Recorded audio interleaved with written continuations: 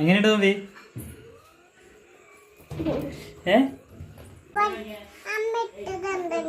മീശക്കാരി തുമ്പിക്ക് ദശ തിന്നാനാശ.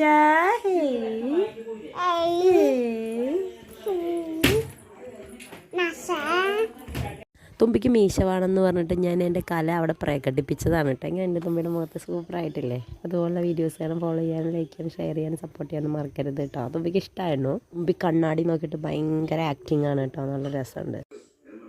എന്താ നീ കാണിച്ച നിന്റെ മീശ എവിടെ?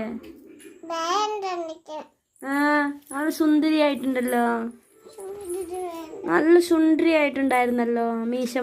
മീശ പൂച്ചേനെ പോലെ മൈഷ മാധവനാണല്ലോ നീ. എന്തിനാ മാച്ച്? ഞങ്ങളുടെ വിശേഷങ്ങൾ അതുപോലെയൊക്കെയാണ് കേട്ടോ. അത്രയേ ഉള്ളൂ കേട്ടോ. ഓക്കെ, ടാറ്റാ.